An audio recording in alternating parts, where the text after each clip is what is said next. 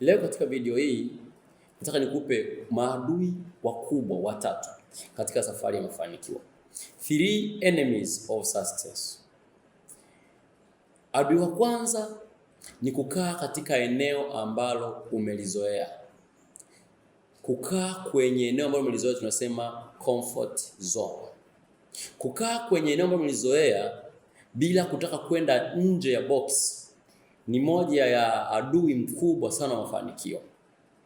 Kuna kitabu nimeshawahi kusoma kinaitwa Dolphin.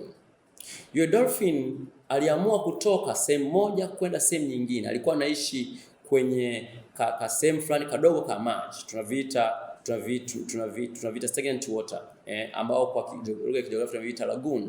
Kwa alikuwa anaishi humo huyo Dolphin. Dolphin akaamua kwenda kuanza safari ya kutafuta maji mengi. Katika ile safari alichukua maamuzi magumu sana. Kwa safari yake alikutana na nyangumi, alikutana na shark, alikutana na samaki wakubwa wale ambao kwamba walimwambia, wewe kijana mdogo kama wewe unaenda wapi? Unaenda wapi kuanzia leo? Yaani kwa sababu uko unakoenda kuna maadui, mamba watakumeza. Mamba watakumeza. Akasema no, wewe tu niende bwana, wacha niende. Kwa hiyo kukaa kwenye eneo ambalo umelizoea ni changamoto sana. Lakini pili, katika pointi hiyo ya kukaa kwenye eneo ambalo umelizoea, kuna mfano wa chura. Chura unajua maisha yake mengi ni majini. Chura siku moja akakaa kwenye maji mpaka kitoka kiangazi maji yote yakaisha. Alipoangalia nje ya ile well ya kile kisima akagundua kwamba bado kuna mazingira naweza akapata chakula nikaishi.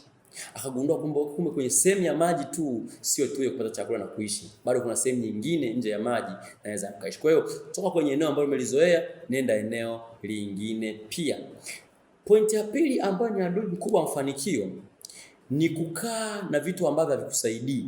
Yaani unakuta una vitu vingi sana lakini vyote ni helpless. Umevihodi, umevitunza, havikusaidii. Kwa mfano, umekaa na watu ambao unawaita ni marafiki zao, lakini ukijaribu kuambia ndoto na malengo na matarajio ulionayo, amna hata mmoja anayekuambia okay, unaweza na anza sasa.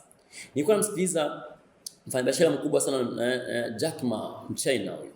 Akasema yeye alipoanzisha Alibaba yake, wengine walimwambia kwamba wakamwambia okay, wewe mbona hauna elimu yoyote kuhusu teknolojia? Hauna elimu yoyote kuhusu mambo ya kompyuta. Utaanzaje? Wengine walimwekea doubt nyingi sana, wengine walimkataa, wengine walimkimbia marafiki zake. Kisha anasema wale waliovumilia mdogo kwa sababu anasema aliona fursa kubwa kwenye teknolojia ya China. Kwa hiyo unapokuwa unaanza jambo fulani, wewe angalia kila ambacho unakiona. Kwa hiyo kukaa na vitu ambavyo vikusaidii, unajua kwamba umekaa na una simu 3, una simu 4, una simu nini, lakini ukikuta unavitumia au vitumii, ni simu labda moja, zote ni kuwasiliana na kuchati kwenye mitandao fanya nini, hauzitumii. Wakati hizo simu zingekuingizia hela, zingekurekodia video nzuri, zingeweza kukufanya wewe yani ukajisahau katika hali ya kuanza kuwaza kwamba natokaje hapa, ukawa kwanza mambo mengine au kauza moja kupata mtaji.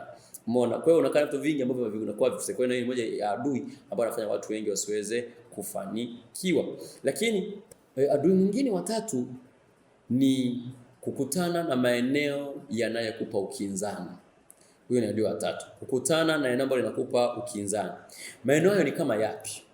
Katika safari nzima ya kwanza mafanikio ni safari ambayo imejawa na masimango makubwa. Imejawa na maneno mengi.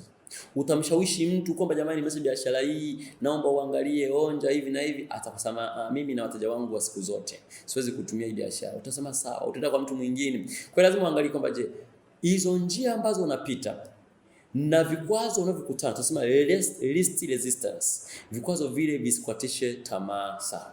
Ipo siku moja utakuja kuona mafanikio. Kwa hiyo katika vikwazo vikubwa vitatu, kaa chini vitafakari. Kozi cha kwanza nimesema leo tukarudia pamoja. Kozi cha kwanza ambacho kinakurudisha nyuma ni kwa kwenye eneo ambalo umelizoea. Toka eneo ambalo umelizoea, nenda nje ya hilo eneo. Nasema step out from the comfort zone. Umeona? Hiyo ni hatua ya kwanza au ni kitu cha kwanza kama adui. Cha pili nimesema ni kukaa na vitu ambavyo havikusaidii. Lakini cha tatu ni ile hali ya kukutana na vikwazo vidogo. Asante sana.